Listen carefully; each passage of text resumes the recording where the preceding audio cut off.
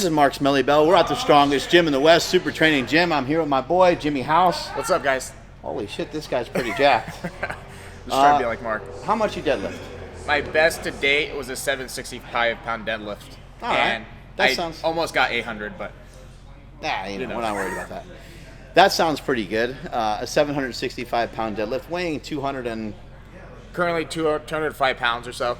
Yeah, that's a monster deadlift. So Jimmy's going to give us some advice on some exercises that assist his deadlift. Obviously, deadlifting is important, but what else do you like to do to incorporate stuff to help bring the deadlift up? So I would say the two variations of deadlift that help me the most would be a deficit stiff leg deadlift. You're basically taking the core deadlift and making it as hard as humanly possible, now adding range of motion, and then taking away muscle groups such as the quad to help you lift it, so we're mostly loading the posterior chain.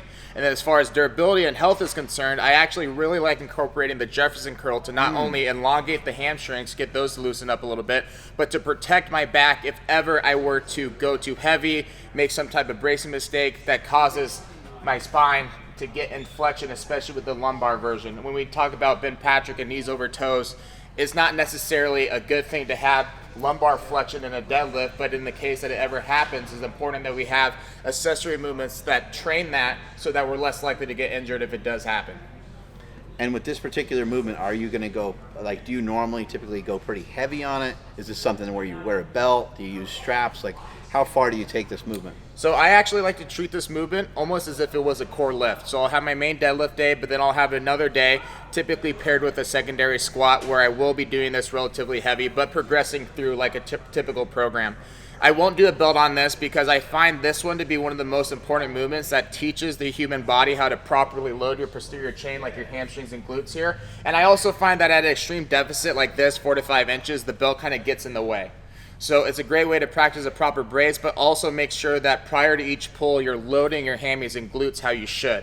And you'll notice a difference because if you feel it in your lower back, which now practicing this, I haven't, if you feel it in your lower back that you're not loading your butt and glutes and hamstrings properly. So what I mean by that is, a lot of times people take the term stiff leg deadlift almost a little bit too seriously, treat it almost as if it is a Jefferson curl, and you'll see them go straight down to the bar, have straight legs, and because of this, I'm not necessarily loading these muscles back here properly to get this off the ground. So because of this, now my lower back is taking much more of the load, and even at 225, I can feel that pulling up.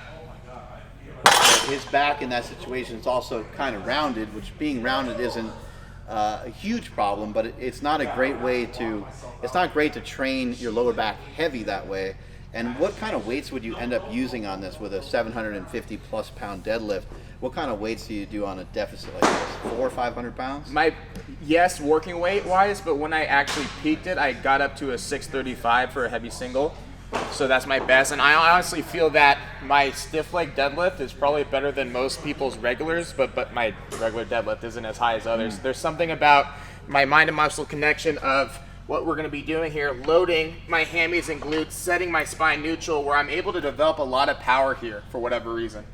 So once I get my hooks locked in, my spine sets neutral, and I load by shifting my weight back slightly. But all the main concepts behind a deadlift, as far as long arms, loading yourself right on top of the bar here, keeping it on your center of gravity, still apply.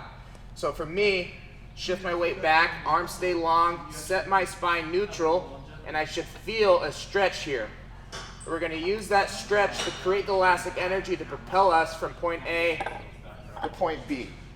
And I feel none of that in my lower back because I set my spine neutral, I do my proper brace, but I let that stretch in the back almost slingshot me to the top.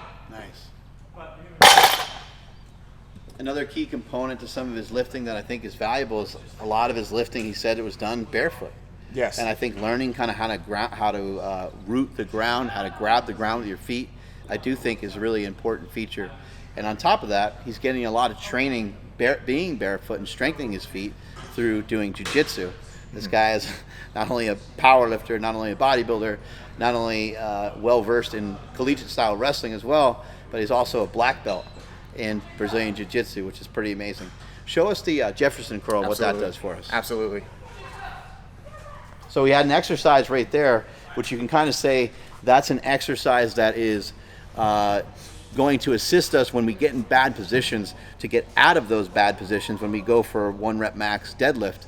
And it's also an exercise that is going to tap into the hamstrings, the glutes, the lower back. It's like a builder. But this exercise here, correct me if I'm wrong on why you use it, but I think it's more of a restorative exercise. Yes, 100%. And between some hip issues, hamstring tightness, obviously strengthening the lower back, this has been a double whammy, triple whammy for me in a lot of ways. It's never ending, the progress. I used to start here, it would be so hard for me to keep my legs straight. The effective goal of this is you're flexing your quads from the beginning to remind yourself that your legs need to stay as straight as possible.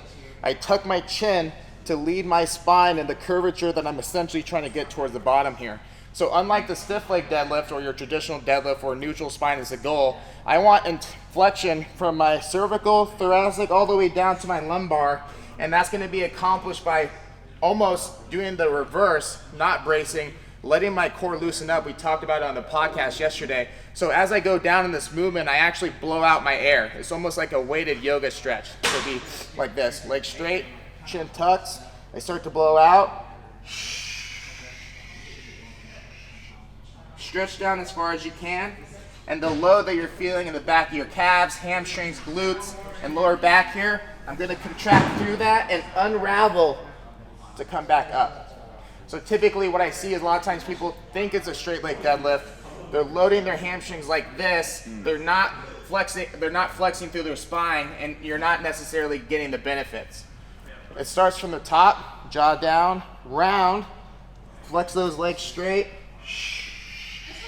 Everything else is pretty relaxed. And unravel yourself back up to the top. I don't know if you ever tried this, but go ahead and get down towards the bottom position. Something that I've tried is go ahead and flex the hip flexors and see if you can get yourself to go down even further a bit. There you go. Yeah. So there's little things you can do when you're down at the bottom of these movements. Because they're stretches, you can also flex the quads hard, and that might tap into the hamstrings a little bit more. You can kind of play around with your feet. You can be like, have your feet in, have your feet out. Like there's so many variations. Don't be afraid to play a little bit. Just on this exercise, like we're not trying to use heavy weight. And especially at the bottom, if you're trying to move around a little bit, keep the weights light, but you do want the weight to pull you down a bit. That's kind of the whole point of the exercise. But if we get into heavy weights with our spine open like that, we could be asking ourselves for, we could be inviting some injury. So be a little cautious with it. Yeah, absolutely. This is something you could start with body weight. For me, coming out of a back pull that I had about a year ago, I did these just body weights, repetition, like even I could put a hot shower on and practice this movement so I can get some blood flow and mobility at the same time. And then once you get to the points where you can add weight, literally if you just took a 2.5 pound plate and practice this movement, take a 2.5 pound jump every 2 weeks, you can progress to eventually. Now I've seen, for example, my coach, I've seen him do like 315, 365 for reps on a Jefferson curl, which in your typical gym setting would be considered dangerous. But he's built himself up to have the strength to be able to do that, and now his spine and flexion is incredibly strong, which is why he never has any back issues. So, guys, there you have it. You got 2 incredible exercises to help build up that deadlift. We've got a deficit deadlift that's almost touching your feet.